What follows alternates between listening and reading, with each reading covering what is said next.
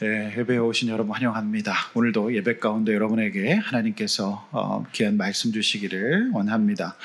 무더운 여름이 가고 9월 가을이 시작되는 계절이 시작이 되었습니다. 언제 이 뜨거운 여름 갈까 생각했지만 또 오늘 이렇게 9월 달을 맞이하게 됩니다. 우리가 9월에 함께 읽어보려고 하는 내가 만든 신이라는 팀 켈러의 책에는 일과 직장 성취가 우상이었던 한 그리스도인의 얘기가 나옵니다. 이분은 직업을 통해서 자신의 존재를 입증하고 싶었습니다. 그래서 회사 생활을 진짜 열심히 했습니다. 누구보다도 열심히 일했고 책임감 있게 성실하게 일했지만 상사와의 관계가 문제가 생기면서 부당적인 해고를 당하게 됩니다. 이분은 그리스도인이었는데 정체성의 기초가 직업이었고 일이었는데 그것이 무너지자 깊은 우울감과 무기력감에 빠지게 되었습니다. 직장이 자신의 구원의 길로 삼고 있었음에도 불구하고 그것이 무너지니까 힘들었습니다. 너무너무 힘들었습니다. 그래서 기도도 해보고 몸부림도 쳐봤습니다. 기도원도 가보고 부흥회도 참석해서 어떻게 해야 되나. 그랬더니 이제 자신을 해고한 상사를 너무 미워하고 있는 자신을 보게 되었고, 그래서 그분을 용서해야 되겠다 이런 마음을 가졌지만 그래도 해결이 안 됐습니다. 우상이라는 것이 우리의 태도와 습관 그리고 감정이 통제가 안 되도록 만듭니다. 그러니까 이 직장이 우상이었기 때문에 이 문제가 결국에는 감정 통제가 안 돼요. 자꾸 망가지게 되고 또 밖에 안 나가게 되고 막 이렇게 술 먹게 되고 이렇게 되는 거죠. 그게 결국 우상이 우리가 믿고 있었던 그 직장이라고 하는 우상이 그분에게는 너무 깊게 자리하고 있었던 겁니다. 그래서 이거를 정리하기 전에는 참된 평안을 얻을 수가 없다 이거거든요. 물론 이분의 경우 하나님의 은혜를 받고 있는 그리스도인이라는 거 이론적으로는 알았어요. 집사였고 교회 다녔습니다. 근데 그분의 이 진리가 깊은 심령과 내면의 사고까지 파고들어서 그를 지배하지는 못했어요. 여전히 그는 일하는 직장인으로서의 정체성만 가지고 있었어요. 우주의 왕이신 하나님 말씀보다 상사의 말이 더 절절히 그의 마음에 영향을 미친 세월이 너무 길었다는 거예요. 불신자였던 저희 아버지는 이분처럼 이 팀켈러 이 부분을 읽으면서 저희 아버지 생각이 났어요. 진짜 아버지는 직장이 전부였어요. 너무 성실하셨고 자명종처럼 출퇴근을 반복하셨던 분이에요. 그것 때문에 사셨어요. 아버지는 욕심 부리지 않고 사람 잘 믿고 호인으로서 잘 사셨어요. 근데 그가 그토록 믿었던 재정담당 이 부하 직원이 이제 이렇게 사고를 치게 되면서 도의적 책임을 지고 옷을 벗으실 수밖에 없으셨어요. 그러면서 아버지가 50대 후반에 그 일을 당하시면서 정말 지옥을 사시더라고요. 막 원망했다가 어떻게 그럴 수가 있는가 막 했다가 떼굴떼굴 구르시더라고요. 전 그 속에서 이 가장의 고통을 봤습니다. 제가 그때 중학생 때였던 것 같은데요. 결국에는 아버지는 이제 그 퇴직금 다 모아서 식당을 시작하십니다. 근데 식당이 사실 그렇게 퇴직해서 차린 식당이 대부분 치킨집 이런 게 잘 안 되거든요. 근데 식당이 잘 됐어요. 그러니까 아버지가 일을 하시는데 무섭게 하셔서 식사하실 시간, 이제 그 화장실 가실 시간도 없으셨어요. 처음에는 이제 사람들 들여서 이제 주방장 또 아주머니 이렇게 쓰시다가 인건비 아끼려고 본인이 이제 새벽에 새벽장을 보시는 거예요. 경동시장에 리어카 끌고 가서. 그리고 이제 막 하셨어요. 그러니까 이제 60이 이제 돼 가시잖아요. 근데 그때는 사실은 주일날 쉴 줄도 알아야 되고 또 새벽에 나가서 밤늦게 10시 넘어 문 닫고 들어오니까 쉼이 없잖아요. 결국 아버지는 그 일의 우상에 빠지셔서 암을 얻으셔서 60대 초반에 돌아가셨어요. 제가 그걸 보면서 일이라는 게 그렇게 무서운 거구나. 일이 우상이 되면 사람을 사망하게 할 수 있구나. 제가 그거를 보게 되었습니다. 그래서 우상은 이처럼 우리를 파괴하는 겁니다. 지난주까지 우리는 어떤 말씀 들었습니까? 야곱의 우상을 봤어요. 야곱의 우상은 뭐였죠? 편에 기인한 욕심이었어요. 사랑받고 싶었고 축복받고 싶었고 형만 받으니까, 그리고 내가 못 받았던 거를 채우는 게 우상이었어요. 그래서 이 감정 통제가 안 됩니다. 그리고 합리적인 이성과 사고가 안 돼요. 뺏을 수 없는 건데 뺐잖아요. 사기라는 걸 통해서 넘봐서는 안 되는 거거든요. 자기를 둘째로 태어나게 하셨으면 인정해야 되잖아요. 그게 인정이 안 돼요. 그래서 사기를 쳐서 얻었지만 도망갈 수밖에 없었어요. 왜냐면 형이 죽이려고 드니까. 그래서 20년의 세월을 어떻게 삽니까? 이제 두 번째 또 우상에 빠져요. 라헬 우상에 빠지죠. 딱 거기를 갔더니 어머니 닮은 너무 예쁜 여자가 있는 거죠. 그래서 그 우상에 빠집니다. 내가 저 여자를 얻어야 되겠다. 그래서 이제 이렇게 7년을 일을 하는데 아닌 거거든요. 또 다른 사람이 들어와 있어요. 그러니까 또 거기서 일을 해요. 그러면서 이제 20년의 세월을 보내게 되는 겁니다. 사실은 그 당시에 그 결혼 지참금에 비해서 훨씬 더 많은 그 임금이었다고, 제가 대가였다고 말씀드렸잖아요. 그게 우상은 그런 겁니다. 그래서 많은 것을 얻었어요. 정말 거대한 부자가 됐습니다. 그래서 이제 내가 이 장인을 떠나야 되겠다 하고 도망 나왔는데 장인이 쫓아오는데 그것도 하나님의 은혜로 또 넘어갔어요. 근데 막상 이제 에서 400명을 이끌고 장정을 이끌고 죽이러 온다, 이 소식을 듣는 야곱은 이제 어떻게 되었을까요?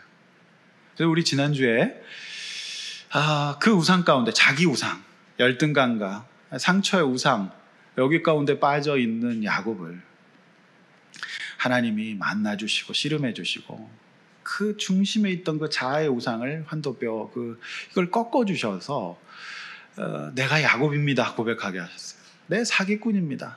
내 욕심장입니다. 나는 채워도 늘 배가 고프고 언제나 다른 사람보다 나밖에 생각할 수가 없다. 그래서 자는 식구들 깨워가지고 사지로 내몰고 자기 혼자서 살겠다고, 이 지독한 자아중심성. 여러분, 그 우상이 여러 가지가 있습니다. 뭐 음란의 우상, 물질의 우상 뭐 다 있지만, 인정의 우상이 있지만, 이 열등감과 상처의 우상도 정말 더 큽니다. 차라리 이쪽 우상은 성취라도 얻죠. 근데 이 상처의 우상은 정말 우리를 힘들게 하고요. 참 욕먹는 사람으로 만듭니다. 야곱이 어떻게 그럴까요? 자기 혼자 살겠다고 이렇게 와 있잖아요. 그래서 저는 야곱을 보면서 정말 그런 생각합니다. 야곱이 누구를 정죄하고 판단하러 준 게 아니라 저와 여러분이에요. 우리가 이런 야곱이기 때문에 이런 저와 여러분 같은 이 야곱이 어떻게 살아야 되는지를, 그런 하나님이 이런 야곱을 어떻게 대하시는지를 너무 자세하게 기록이 돼 있어요. 그래서 참 놀랍니다. 성경을 볼 때마다. 그래서 이런 하나님께서 찾아오셔서 씨름해 주시고 그 이름을 바꿔주셨죠. 그게 구원이 일어난 겁니다. 그래서 오늘 설교 제목이 장엄한 패배입니다. 장엄이라고 하는 말은 이제 영어로 임페리얼이거든요. 이제 왕가의 권위를 뜻하는 거예요. 임페리얼. 그러니까 야곱은 안 죽었어요. 계속 안 죽거든요. 그 상처가. 근데 하나님만 와서 딱 죽은 다음에는 이제 장엄한 패배를 했기 때문에 장엄한 승리를 하게 되는 게 오늘 이제 본문인 거예요. 예상하지 못했던 방식으로, 놀라운 방식으로 하나님께서 야곱의 인생에 이제 은혜를 주시고 승리를 주시는 이제 본문이 오늘 본문인 것입니다. 저는 우리 성도님들에게 이런 장엄한 승리의 경험이 있길 원합니다. 여러분, 다른 곳으로 안 돼요. 오직 이제 기독교의 복음 십자가잖아요. 예수께서 십자가에서 죽으셨기 때문에 부활이 있는 거잖아요. 근데 우리는 안 죽는 겁니다. 안 꺾이는 거예요. 근데 이 일이 가능하면 우리가 20년의 지옥을 안 살게 되고요. 오늘날 우리가 정말 풀지 못했던 에서의 문제를 풀어주시는 은혜가 있다라고 하는 것이죠. 성도 여러분, 저는 오늘 이 본문 가지고 저 여러분에게 이제 예수 안에서 장엄한 패배를 해서 장엄한 승리를 경험하는 은혜가 있기를 주님의 이름으로 축원합니다. 자, 이제 본론입니다. 1절에 16절. 자, 장엄한 패배를 에서 앞에서 인정하는 야곱이 보여집니다. 장엄한 패배를 인정해요. 자, 이제 성경 보시면서 잘 따라오십시오. 1절 야곱이 눈을 들어 보니 에서가 400명을 장정을 이끌고 옵니다. 군인입니다. 그러니까 이거는 올 것이 오고야 말았어요. 그러니까 그 전에 온다는 소식 들었을 때랑은 전혀 차원이 다. 직접 이제 눈에 보이는 거예요. 저기 오는 것도 막 이 기마 부대가 막 오는 거예요. 전쟁을 수행하겠다는 거죠. 이때 야곱의 마음이 어땠을까요? 여러분 설교를 들으실 때 그냥 계시지 마시고 이 본문 가운데로 한번 들어가 보십시오. 그거 보는 여러분 어떻겠어요? 네. 여러분 집에 빨간 딱지 붙어 보셨습니까? 이게 다른 사람 빨간 딱지 드라마에서 보는데 실제로 진짜 집에 빨간 딱지가 붙어요. 집달리가 와가지고 붙이거든요. 그거 보는 것과 드라마로 보는 거는 전혀 다릅니다.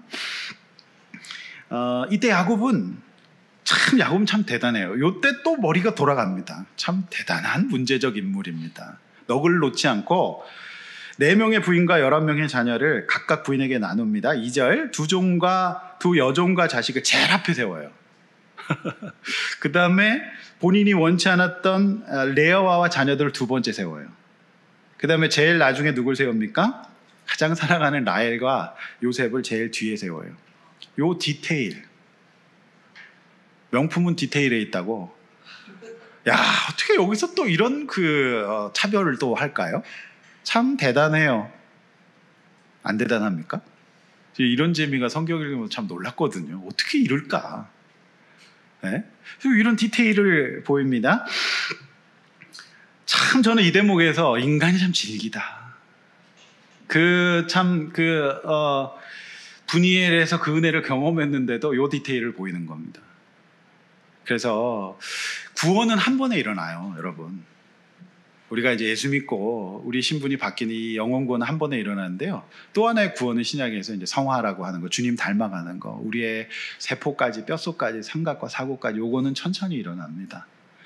그래서 이제 우리가 구원받았지만 어정쩡한 신분에 구원받은 성도지만 우리의 죄성이 남아서 역사하고 있는.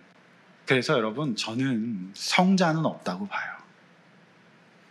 그러니까 로마 카톨릭 교회에서는 신부를 성자 무하다고 보고 이렇게 보죠. 여러분 그런 거 없어요. 여러분 우리나라 한국교회의 성자라고 보여준 통합 측의 한경직 목사님은 말년에 은퇴하셔서 정말 남한산성 은거처에서 검소하게 사셨어요. 그렇지만 그분은 신사참배를 하셨어요. 또 여러 가지 또 연약함이 있습니다. 그러니까 저는 성자는 없어요. 없다고 봐요. 성자 같아 보이는 사람만 있을 뿐이죠. 마더 테레사 성자 같지만 그렇지 않아요. 여러분 저는 그동안 부교육생활 진짜 오래 했어요. 많은 목사님들을 봤어요. 가까이 안 가는 게 더 은혜일 때가 많았어요. 그러니까 완벽한 건 없어요. 이 땅에 있는 것은 모형이기 때문에 그래요. 완전히 완벽한 교회는 없습니다. 완벽한 사람도 없어요. 여러분 고르고 골라서 결혼했더니 남편과 신랑이 아내가 어떻습니까? 여러분 그런 겁니다. 인간론을 다시 보게 되죠. 이 속에서. 그래서 우리는 언제나 우리 자신을 돌아봐야 돼요. 더우면 땀나면 하루에 2번도 샤워하잖아요. 우리 영혼을 매일매일 말씀으로. 그래서 제가 매일 성경 그렇게 강조하는 거예요. 매일매일 말씀으로 돌아보고 나를 읽지 않으면 그냥 우리는 야곱이 돼요. 참 대단한 성경은 참 인간의 대단한 심리학 교과서인 것 같아요. 인간이 얼마나 디테일하게 악한가. 그리고 조속으로 변개하는가. 참 자주 변해요. 3절, 그런데 달라진 것이 있어요. 3절, 눈을 크게 뜨고 보십시오. 뭐가 달라졌어요? 야곱이요. 분이엘에서. 그래서 일단은 만나고는 봐야 돼요. 우리가 죄악 가운데 있고 연약하더라도 예배는 나와야 되고요. 수련회 있으면 참석해야 됩니다. 교회에서 하자는 거 있으면 하십시오. 우리가 참 안 맞아요. 어떨 때는. 그런데 그래도 해야 돼요. 분이엘에서 하나님 만났기 때문에 이전에는 사지로 다 내몰았는데 그렇게 디테일하게 편애를 또 마지막까지 하면서도 이제 달라진 건 있어요. 뭐예요? 자기가 제일 앞에 서요. 자기가 이게 이제 이 중심이 바뀐 이제 꺾인 사람의 하는 증상이죠. 이건 참 놀라운 또 모습이에요. 다 죽어도 나는 살아야 되겠다. 나는 살고 봐야 되겠다라고 했던 그 악착 같은 야곱이 가장 앞에 서요. 내가 칼 맞겠다는 거죠. 왜 이랬을까를 잘 생각해 봅니다. 이런 묵상을 하셔야 되는데 왜 이랬을까요? 야곱은 독특한 승리를 경험했어요. 뭐예요? 져서 이기는 경우를 경험했어요. 분이엘에서. 야곱에게는 승리의 방법이 남아 있었어요. 몸에. 아, 그래. 저는 내가 살고 이기려고 했더니 안 되거든요. 야곱은 이제 분이엘 경험처럼 이번에도 내가 먼저 죽으면 살 거다라는 그 승리의 경험이 몸에 남아 있었던 것 같아요. 그래서 참 개인적으로 이제 그 역사적으로 이순신 굉장히 존경합니다. 그분이 이제 사직생을 얘기를 했잖아요. 어떻게 그럴 수 있었을까? 그래서 많은 그 불신자들이나 믿어 보는 사람이 이순신은 천국 가냐고 맨날 물어보거든요. 저 몰라요 그거 어떻게 합니까? 근데 신학에서는 크게 두 가지, 이제 그런 분은 이제 양심의 구원이 있을 수도 있다고 보시는 분도 계시고요. 또는 모른다고 먼저 참 모른다고 얘기하는 게 맞아요. 그분 설득하는 데 도움이 될지 모르겠지만은, 근데 그건 모릅니다. 같이 우리 천국 가서 한번 이순신 장군 찾아봅시다. 있나 없나. 근데 어쨌든 그건 중요한 거는 아니고요. 그건 이제 신학에서 이제 변증학에서 늘 하는 얘기인데,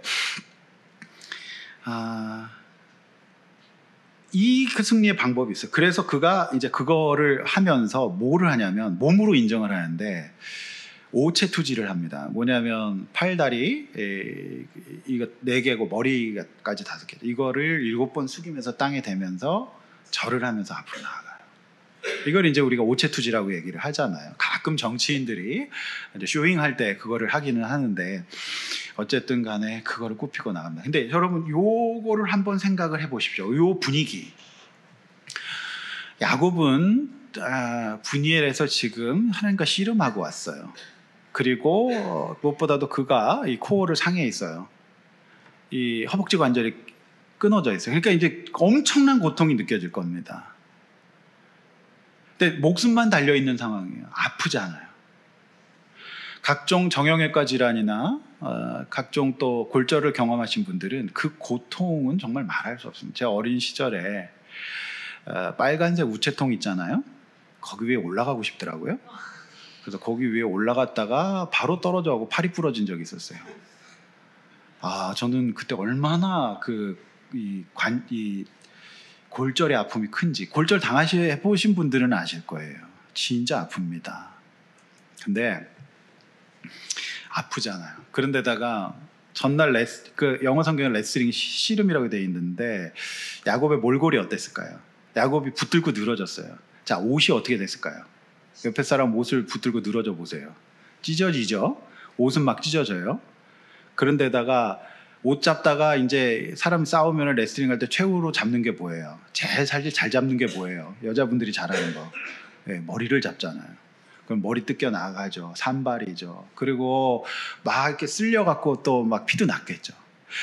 옷은 찢어지고 얼굴은 고통으로 일그러져 있고 머리는 산발이고 막 좀 쓸려서 피도 좀 나고, 그런데다 그가 고통에 이렇게 떨면서 오체투지라는 그 모습은 세상에서 가장 불쌍한 모습이었을 거예요. 그지도 이런 상그지가 없었을 겁니다.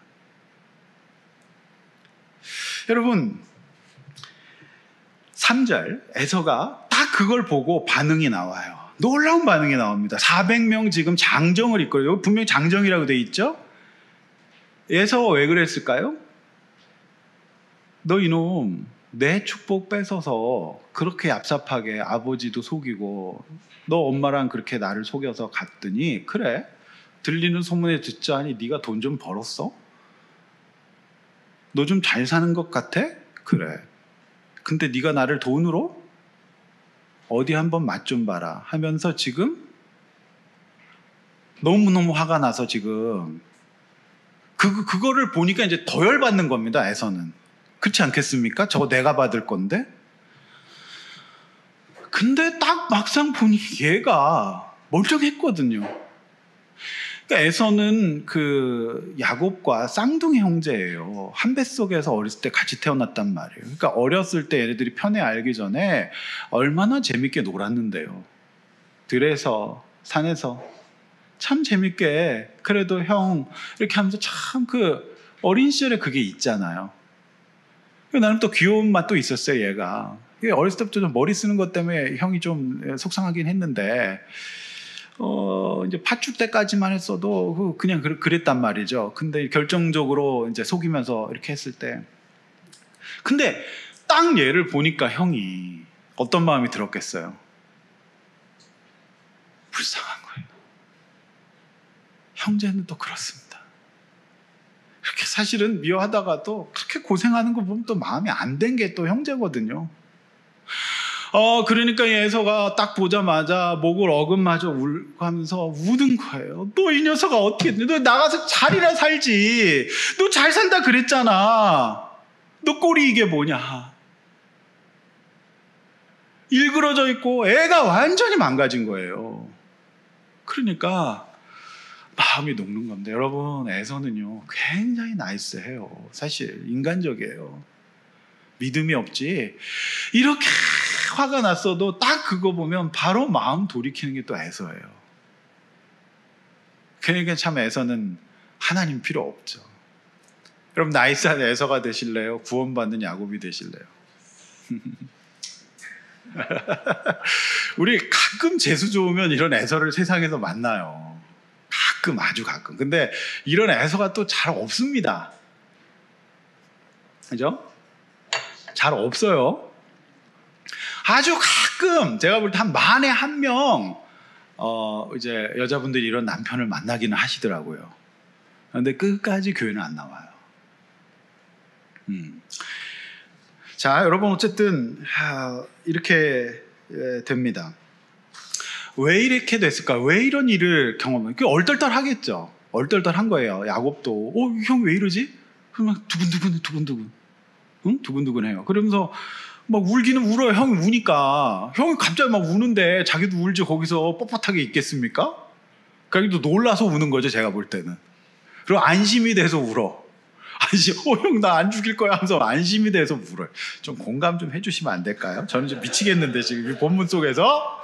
예? 드라마는 보면서 그렇게 잘 우시면서. 여러분 정말 미치겠잖아요. 지금 이 상황 자체가. 이런 영화적인 장면이 어디 있겠습니까? 공감해 보시죠. 할 수 있으시죠? 여러분, 이게 보세요. 야곱이 왜 이런 일을 경험했을까? 제가 가만히 묵상해 봤는데 이 이유가 있어요. 이유가 뭐냐면요, 하나님이 이 에서를 다루시는 방법은 딴 게 아니에요. 한 가지밖에 없었는데, 이것은 그를 불쌍하게 만드는 거였어요.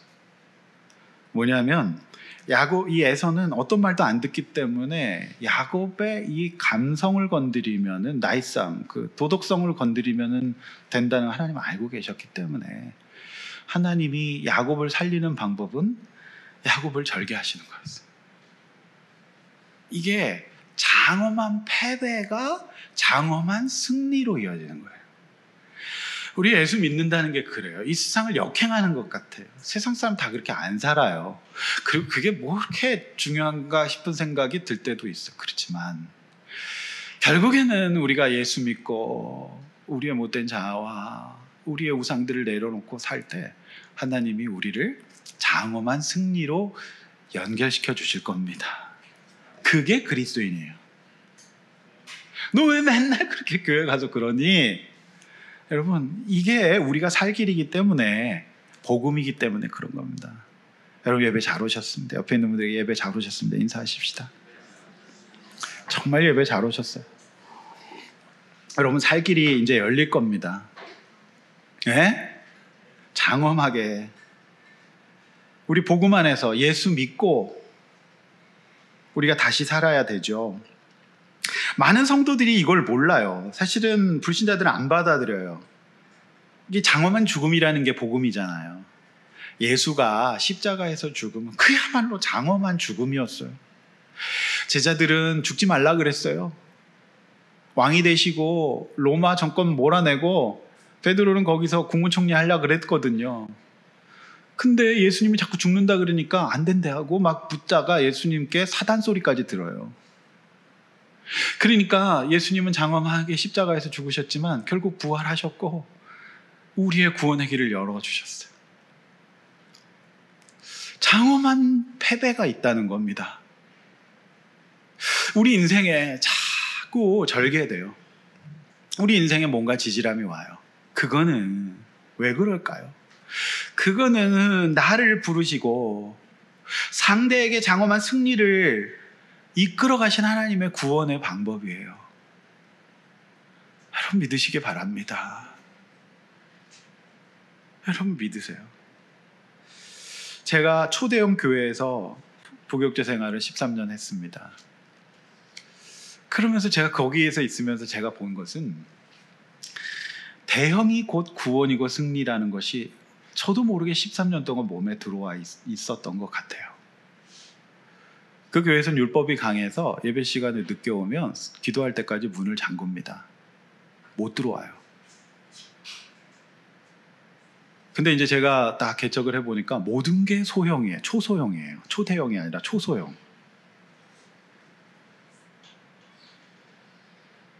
그러니까 이제 어떤 마음이 드냐면 이게 뭐지? 뭔가 좀 아프고 좀 불편하고 뭐가 좀 이렇게 자꾸 쇠약해진다는 느낌이 드는 거예요. 제가 금요일 날 청년부에서 찬양 집회를 하면서 제가 참 기도할 수밖에 없어요. 은혜 받으면 저도 기도했는데 내 안에 우상이 그거였어요. 그래서 시편 105편이 못 기다리는 증상, 질투하는 증상, 그 다음에 잊어버리는 증상, 쇠약해지는 증상이 나타나요. 결국 내 안에도 그 우상이 있었구나. 그게 나를 불편하게 하는구나. 그게 나를 지치게 만드는구나. 그러니까 어떻게 하든지 인간적인 방법을 자꾸 쓰게 되면 더 힘들어지는 거예요. 그래서 제가 정말 이 말씀 묵상하면서 또 생각한 게 정말 사람 믿고 목회하면 가장 목사가 쇠약해지는 길이에요. 하나님 믿고 목회하는 거고 하나님 은혜로 가는 거예요. 그래서 저는 그렇게 생각하기로 했어요. 예수님께서 99마리의 양보다 한 마리의 양이 귀하다 그랬으니까 이제 저는 한 명의 성도를 100명으로 보기로 했습니다. 오늘 수천 명 오셨네요. 그러니까 제 자체가 예배가 집중이 되는 거죠. 무슨 얘기냐 하면 여러분에게도 자식의 우상과 물질의 우상과 인정의 우상과 직장의 우상과 돈의 우상은 다 있어요. 목사에게는 또 그런 우상이 있어요. 그래서 여러분 많은 목사님들이 우울증에 빠져 계세요. 마음대로 안 되거든요. 제 얘기는 저는 이 성경을 보면서 야곱이 어쩜 꼭 저 같고 우리가 안 되냐 인정하지 않을 수가 없다. 여러분 속에서 무엇이 왕노릇하고 있고 그걸 못 죽여서 계속 나는 지금 지옥을 사는 거예요. 참된 평화가 없어요. 그 어떤 것도 우상이 그게 우리를 구원하고 인정해주면 우리를 안정적으로 해주면 문제가 없는데 하나님의 구약 성경 내내 왜 그처럼 예레미야에서 우상을 경계하시느냐. 그게 결국 우리를 파괴와 죽음 가운데로 몰아가고요. 합리적인 생각과 감정 통제를 못하게 만들어요. 그래서 그런 겁니다.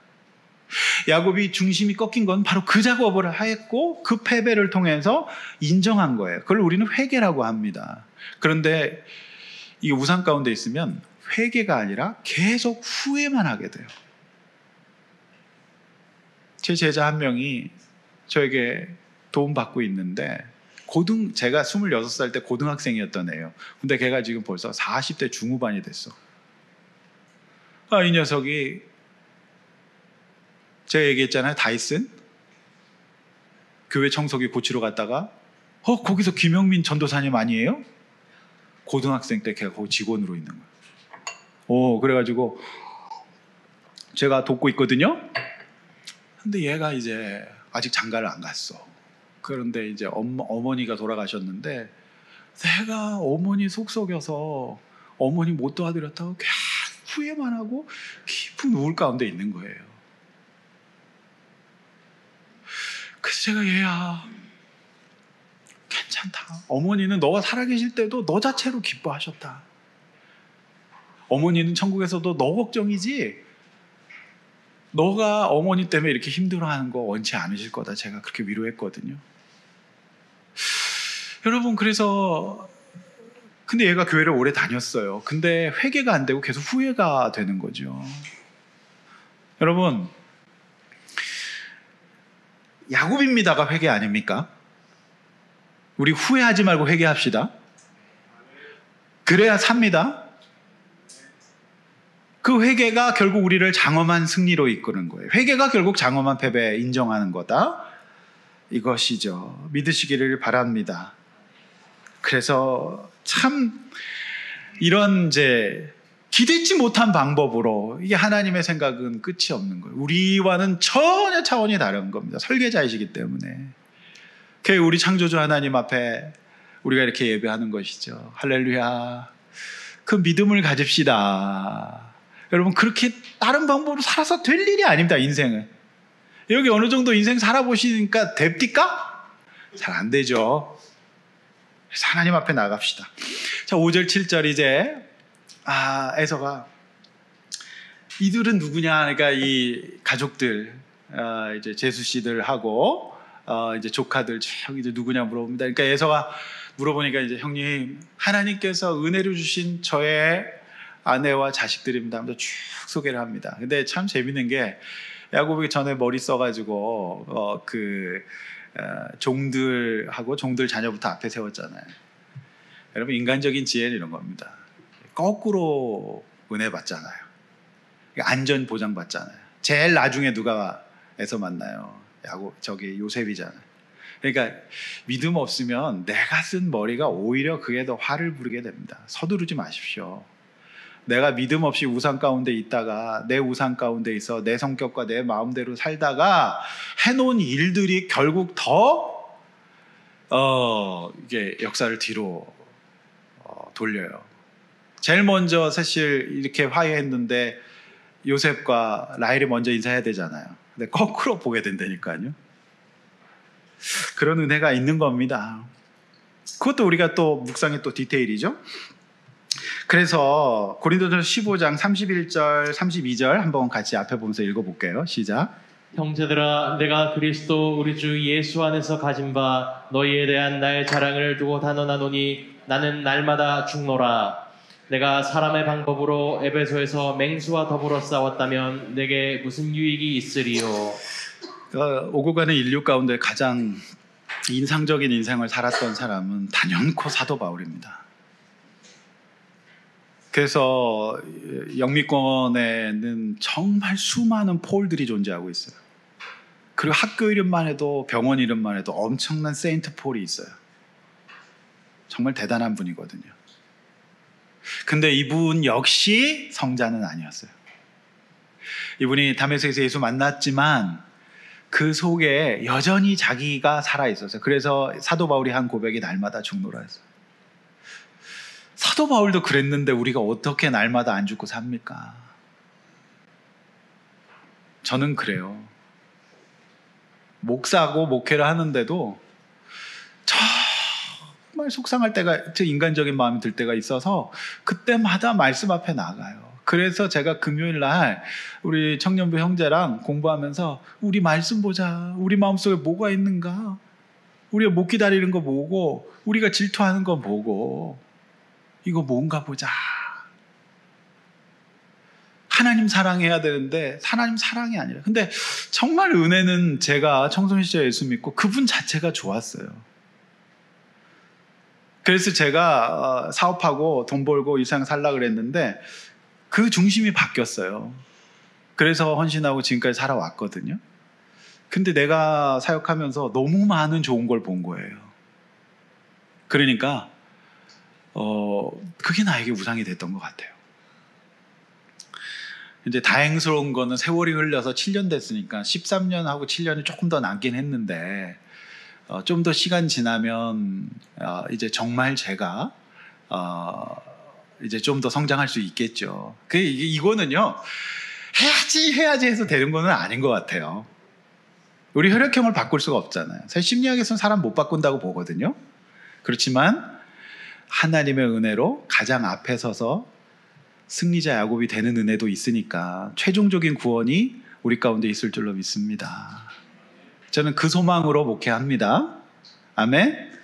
여러분, 이 쭉 소개하잖아요. 그래서 야곱이 신약의 사도 바울도 이런 고백을 한 이유는 왜 사실 그 사도 바울은 굉장히 규칙적인 분이었고 계획적인 분이었어요. 치밀한 분이었단 말입니다. 야곱처럼. 근데 그게 계획대로 사역이 됩니까? 안 되죠. 자꾸 지체되고 틀어지고 문제가 생겨요. 근데 이 사도 바울이 그 사역 자체가 우상이었다, 이거면 사도 바울은 복장 터져서 못 삽니다. 그래서 사도 바울이 날마다 죽고 에베소에 싸울 때 인간의 방법으로 하지 않았다고 얘기하잖아요. 그게 바로 장엄한 패배를 날마다 하나님 앞에서 인정하는 거예요. 우리 주님, 내 계획과 달리, 내 생각과 달리 더 빠르게 가고 계십니다. 적어도 그거를 그르치지는 맙시다. 여러분 생각할 때 하나님 참 더딘 것 같죠? 아니에요. 하나님은 언제나 적절하게 일하십니다. 내가 그걸 뒤돌릴 뿐이에요. 적어도 뒤돌리지는 맙시다.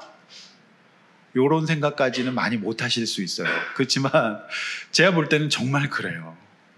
하나님이 다 일하고 계세요. 여러분, 그걸 우리는 성경을 보면서 믿어야 합니다.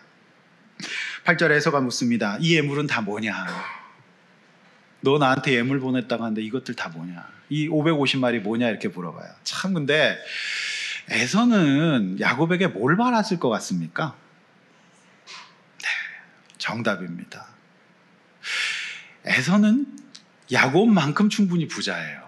그러니까 이 야곱의 인간적인 방법이 얼마나 쓰잘데기 없는 짓이었는지를 알 수 있어요. 두 때, 세 때 나누고 계산하고 뭐 짐 챙기고 다 소위 뻘짓이에요. 오히려 그것 때문에 더 형을 화나게 만들었을 뿐이에요. 지금 에서가 바라는 거는 딴 게 아닙니다. 오체투지, 바로 이거예요. 형 잘못했어요. 내가 형 사기쳤어요. 형 속였어요. 죄송해요. 정말 죄송해요. 미안해요. 그거거든요. 여러분, 완득이라고 하는 영화, 청소년 영화, 참 좋은 영화인데 그 영화에 보면 완득이가 그 엄마한테 꽃신을 선물합니다. 근데 완득이 엄마는 완득이가 듣고 싶었던 거는 사실 그런 선물 받는 게 아니라 완득이는 엄마한테, 자기 버리고 간 엄마한테 미안하다는 얘기를 듣고 싶었어요. 그래서 필리핀 출신 그분이 미안해요, 함께 있어주지 못해서, 띄엄띄엄 한국말로 합니다. 거기서 완득이가 녹아요. 그래서 완득이가 사람이 됩니다. 그러니까 에서가 듣고 싶었던 건 그거지. 이깟 돈 550마리가 아니었단 말입니다. 오히려 더 화나게 한 거예요. 근데 그거를 야곱이 어떻게 합니까? 푸니엘에서 씨름하고 그래도 안 돼요. 그래서 팍 꺾여요. 그래서 세상 불쌍한 모습으로 그 모습을 인정하고 나갔어요, 앞에서. 그러니까 형의 마음이 녹는 거잖아요. 성도 여러분, 그래서 형은 됐다, 너도라 얘기를 해요. 여러분, 보통 식당에, 제가 이번 주에도 여기 밑에 육개장집에 한번 갔는데 세 분이서 남자분이 식사를 하세요. 자, 1번 타자 나서서 형님 제가 계산해요. 얼마예요? 딱 나섭니다. 그냥 계산하면 끝날 걸 꼭 얼마예요? 물어보거든요. 그럼 2번 타자가 나와서 아이 형님 뭐 하십니까? 하면서 또 카드를 내밉니다. 근데 그런 꼭 계산은 3번 타자가 해요. 현금 여기 있어요. 아무튼 현금으로 딱 끝내죠. 그래, 진짜 1번 타자, 2번 타자는 진짜 내고 싶은 게 아니라 퍼포먼스였던 거죠. 대부분 보통 보면 그래요. 그렇죠? 만약에 야곱이 이 550마리입니다. 이거는요, 야곱의 거의 전 재산이에요. 이게 이제 나중에 야곱이 숫곳에 머무는 이유도 됩니다. 탈탈 털은 겁니다. 생명 지키려고. 그러니까 이 전 재산인데, 이거는 국가 간의 전쟁에서 진 국가가 드리는 조공 숫자, 보통 규모가 아닙니다. 정주영 회장보다 50마리 더 많은 거예요. 엄청난 물질이거든요. 근데 이 야곱이 이거 어떻게 구한 거예요? 어떻게 얻은 거예요? 우리 알잖아요. 20년 동안 야곱이 어떻게 그 재산을 읽었는지. 낮에는 더위와 밤에는 추위와 싸우면서 10번이나 이제 그거를 감당하면서 직장생활 한 거잖아요. 여러분, 직장생활 사실 그렇게 해야 됩니다. 직장생활 편하게 하는 거 없어요. 낮에는 더위와 밤에는 추위와. 여러분, 저의 직장은 교회였는데, 제가 전도사 때 월급 35만 원 받으면서 제가 새벽 예배 운행 다 하고 토요일날 교회 와서 자고 방석 깔고 그렇게 운행합니다. 그렇게 살았어요. 그리고 교회 주보 다 만들고 이렇게 정말 살았거든요. 그러니까 제가 점점 더 하나님께서 저를 지경을 넓혀주시더라고요. 저는 그냥 그때 힘든 거 고생하고 아무 생각 안 해요. 그냥 저를 써주시는 것만 해도 감사했어요. 그 마음으로 했더니 하나님께서 나중에는 진짜 초대형으로 옮겨주시더라고요. 그리고 저를 막 그냥 강사로 엄청나게 사용하셨어요. 결국 이제 그게 또 저한테 우상이 되긴 했지만, 어쨌든 제가 볼 때는 이 7년의 기간이 저한테 금을 빼는 기간인 것 같다는 생각을 하게 됩니다. 근데 여러분 보십시오. 이렇게 했을 때 야곱이 그럼 형님 그러세요? 하면서 넣어두지 않습니다. 만약에 야곱이 아직도 이것이 그의 우상이었다면, 재정이, 물질이, 넣어둡니다. 형이 진짜로 거절하거든요. 그런데 야곱은 이 본문에 보면 어떻게 합니까? 형님 아니에요. 저 진짜 형님에게 드리는 마음이에요. 이 대목에서 뇌물에서 선물로 바뀝니다. 진짜 야곱은 형한테 드리고 싶었던 거예요. 내가 범한 죄에 비하면 이건 아무것도 아닙니다라는 마음이 있었던 것 같아요. 그러니까 형한테, 형이 그렇게, 형은 진짜 부자거든요. 형은 에돔 족속, 이제 여기 세일에서 이미 부자예요. 걔보다 더 부자예요. 그러니까 하나님 공평해서 그에게 그 물질의 복을 주신 거거든요. 에서는 또 사업을 끝내주게 합니다. 워낙 또 잘해요. 그러니까 너무 부자인데, 야곱 입장에서는 이거가 진짜 형의 마음을 잡을 수 있다 생각했지만 오산이었던 거예요. 더 열받게 했던 거죠. 그래서 그래도 형 받아주세요라고 해요. 그게 전 재산이거든요. 근데 결국 형이 그래? 그럼 줘. 그래서 가져갑니다. 이제 이렇게 인생 이제 끝나게 되는데, 결국 이 대목도 역시 야곱의 장엄한 패배의 증상이라고 저는 해석하고 싶습니다. 성도 여러분, 한 부부가 있었어요. 근데 이 부부가, 남편분이 너무 아내가 힘들다는 거죠. 아내가 너무 마음 힘들대요. 근데 아내가 왜 그러냐면 계속해서 자기중심적이고 자기 남편한테 끊임없이 희생과 헌신만을 요구하고 나를 배려해 줄 생각을 전혀 없어 보인다, 이렇게 얘기해요. 근데 이 아내분의 직업이 상담 심리 하시는 분이에요. 그러면서 이 남편분이 저한테 진지하게 묻더라고요. 저도 그러니까, 목사님, 아내가 하고 있는 일이 아내의 변화에 도움이 될까요? 이 얘기는 뭐냐면은, 그렇지만 도움이 안 된다고 보셨던 것 같아요. 그죠? 그래서 제가 뭐라고 얘기했는지 아십니까? 세례 요한의 역할을 할 겁니다. 약간은. 그러나 불신자인 아내가 결국 예수님을 만나서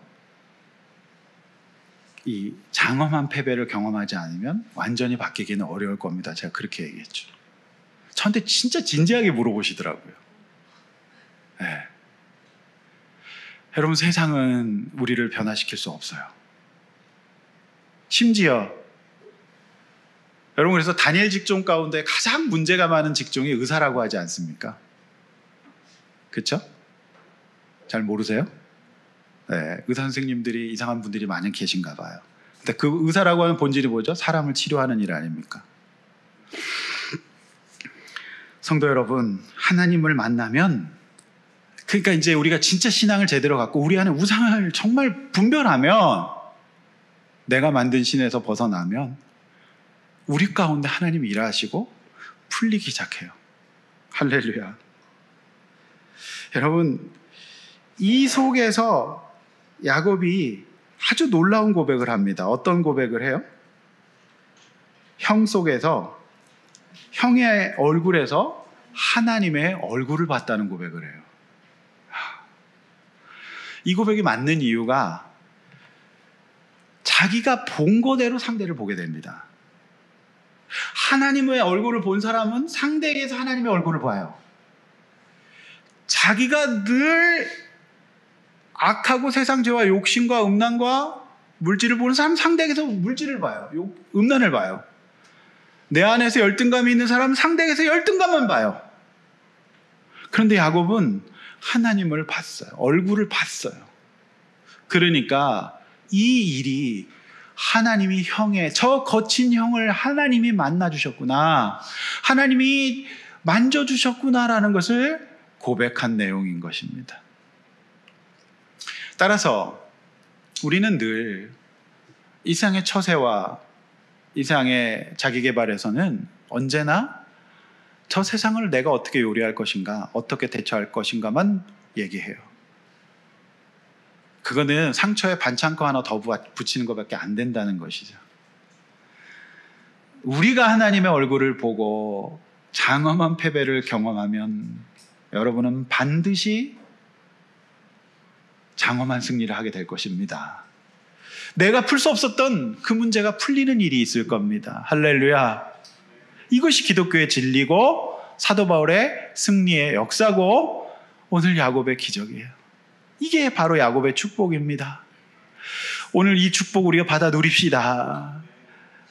여러분, 반드시 여러분이 하나님의 얼굴을 뵙잖아요. 상대에게서 하나님의 얼굴을 보게 될 것입니다. 그거를 반드시 압니다. 야곱이 복음 전하고 형님 교회 나오세요, 예수 믿으세요 한마디도 안 했어요. 그가 하나님 얼굴을 보고 인정하고 장엄한 패배를 표현한 것뿐이에요. 비언어적으로 그랬는데 그게 결국 아름다운 야곱 인생의 가장 핵심적인 이슈를 해결하게 되는 일이 생겼다는 것 아니겠습니까? 두 번째, 장엄한 패배를 세겜에서 퇴석시키는 야곱. 이제 3절의 말씀밖에 없습니다. 자, 결론적으로 17절, 20절에는 한숨을 돌린 야곱이 헤브론이 아닌 숫곳에서 이르러서 우리를 짓고 사는 것을 보게 됩니다. 여기서 이 야곱이 이제 땅을 삽니다. 자, 우리가 굉장히 관심 있어하는 부동산 거래가 본문에 나옵니다. 그래서 성경은 부동산 거래까지도 다 기록하고 있다. 실명 거래까지도 다 이제 부동산 거래가 되고 있는데, 자, 우리가 이제 창세기에서 부동산 거래 2건이 기록되어 있습니다. 첫 번째 부동산 거래 기록은 그의 할아버지 아브라함이 헷족속에게서 아내의 매장지를 얼마에 샀죠? 얼마에? 여러분, 그 부동산 시세는 굉장히 관심 많으신 걸로 알고 있는데 성경의 부동산 시세는 별로 관심이 없으신가 보네요. 은 400세겔이었습니다. 이게 이 당시 호가가 해적소가 관계가 안 좋아서 안 팔려 그러는 거를 굉장히 많이 주고 샀다고 제가 말씀드렸어요. 그렇죠? 그런데 오늘 야곱의 부동산 거래는 문제가 생기지 않아요. 여기 이제 크시타라는 단위가 나오는데 베크시타, 이게 얼마인지는 사실은 정확히 몰라요. 근데 굉장히 짧게 기록이 되어 있는 걸 보면 이 족속과 야곱이 사이가 괜찮다. 그리고 이 거래에 이게 뭐 언제 도장 찍으러 오겠다 그러고 안 오고 이런 거 없었어요. 굉장히 쉽게 거래가 됐다는 것을 알 수가, 호의적이었던 것이죠. 어떻게 보면은 야곱 일행을 이 동네에서 호의적으로 유치한 개념으로 보입니다. 여러분, 우리가 이거를 보면서 이제 말씀의 결론인데, 여기에서 화장실 들어갈 때와 나올 때가 우리가 사실 다르다고 얘기해요. 야곱은 이전까지 지금 거의 죽을 지경이었습니다. 일단 외삼촌 피하는 것도 힘들었고요. 에서 문제 해결하는 것 너무너무 고생했어요. 그리고 무엇보다도 야곱은 이제 이 문제가 해결이 되고 나서 거의 전 재산에 해당하는 550만을 다 태웠거든요. 그러니까 야곱이 살짝 또 본성이 또 일어나요. 그래서 여러분 여기서 지도를 한번 또 보겠습니다. 지난주에도 한번 보셨는데 지도 한번 띄워주시면 잘 보십시오. 저 위가 바다나라인데 쭉 미스바에 내려와서 여기서 이제 외삼촌 문제 생기고 분이엘에서 그 난리가 나고 여기 약복강 이제 내려와서 올라갔다 난리 나잖아요. 그래서 여기서 이제 해결된 겁니다. 오늘 본문에서. 그런데 하나님이 가라고 하신 것은 어디예요? 요단강 저편에 베델과 헤브론은 밑에입니다. 밑에잖아요. 그런데 야곱이 글로 안 가고 이 문제 급한 불 끄고 어디로 가죠? 숫곳이라고 하는 곳에 가요. 숫곳. 이 얘기 무슨 뜻입니까? 야곱은 지금 일단 그런 마음이 있었을 것 같아요. 여러분 이 가나안 땅은 제가 금요일 날도 말씀드렸지만은요, 하나님이 함께 계셔야 적과 꿀이 흐르는 땅이에요. 이 밑에 땅은 목축하기가 좋지가 않아요. 그 땅 자체가 좋은 땅은 아닙니다. 하나님이 함께 계셔서 좋은 거예요. 광야입니다. 그런데 이 밑에 지역, 요르단 이 위에 이스라엘 위쪽 이 지역은 목축하기가 좋습니다. 즉 야곱은 이제 다시 또 생활인으로 돌아가서 형님께 다 보냈으니까 이제 여기서 다시 읽어야 되겠다는 생각을 했을 것 같아요. 그래서 여러분 성경 기록되어 있지만 학자들이 다 계산해 놨는데 여기서 무려 7년을 눌러 앉습니다.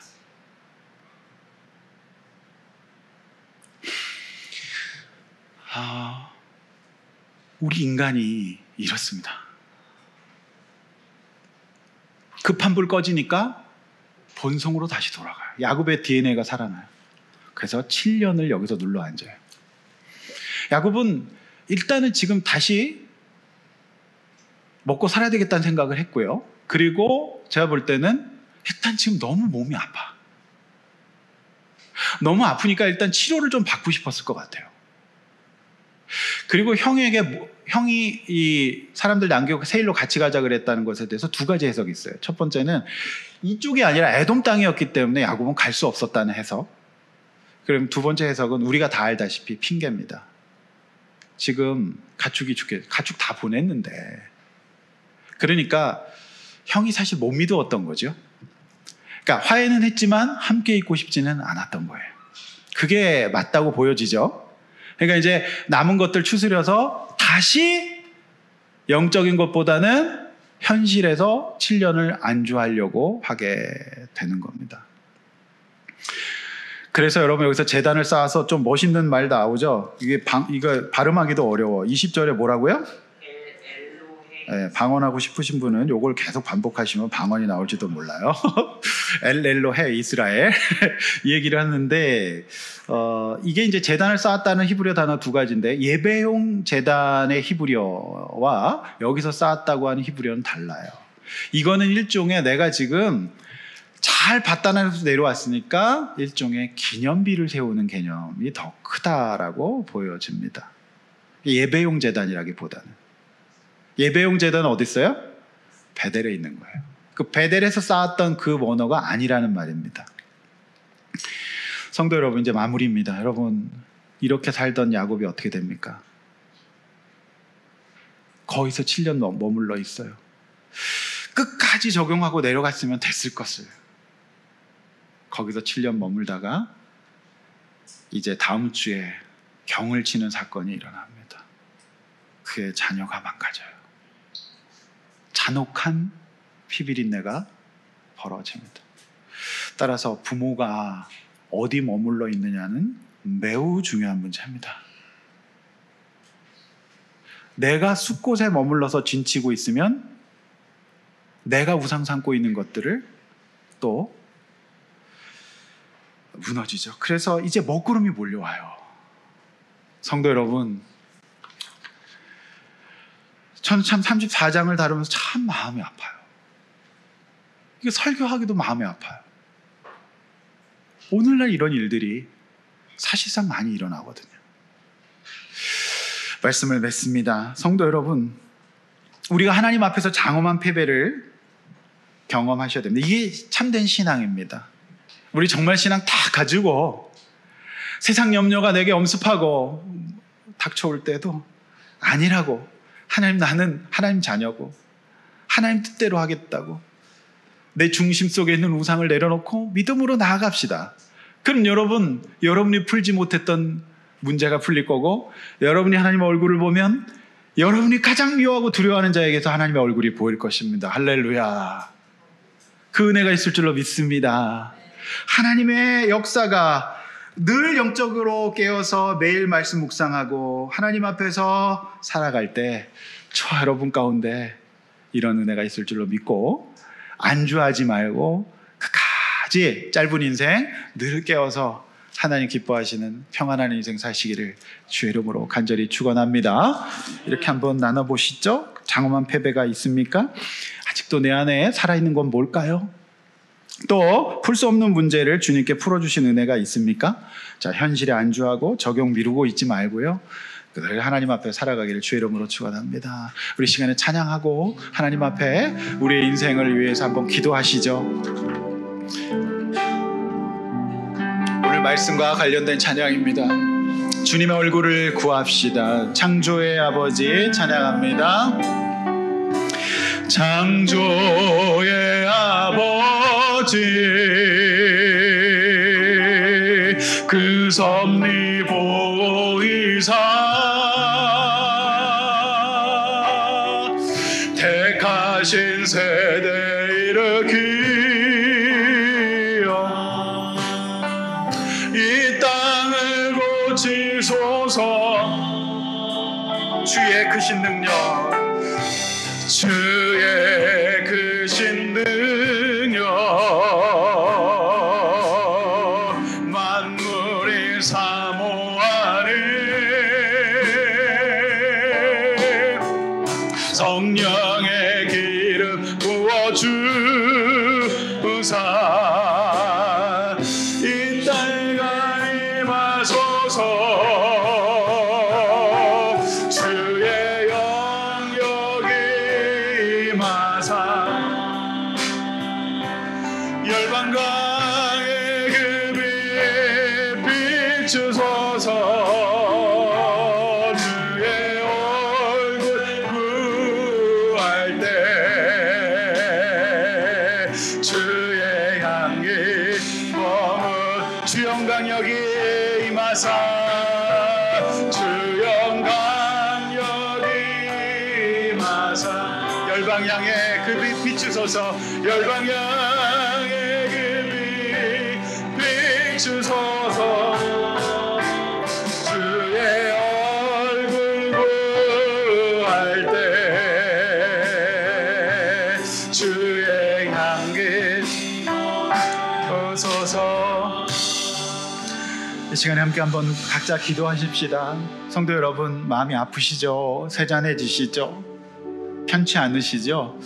하나님, 내 안에 있는 우상들 내려버리고 정말 주님 앞에서 오늘 이 예배 시간에 기도함으로 말씀 듣고 거룩한 장엄한 인정을 하길 원합니다. 그래서 하나님 아버지, 내 마음, 내 심령 세상 것이 건드리지 못하게 하여 주시옵소서. 자식이, 물질이, 인정이, 직장이, 건강이 나를 쇠약하지 않게 하여 주십시오. 건강한 또 기쁜 영혼, 흔들릴 수 없는 구원의 영혼 되게 해달라고, 하나님의 자녀 되게 해달라고, 주님 풀어달라고 주여 한번 외쳐 기도하겠습니다. 주여.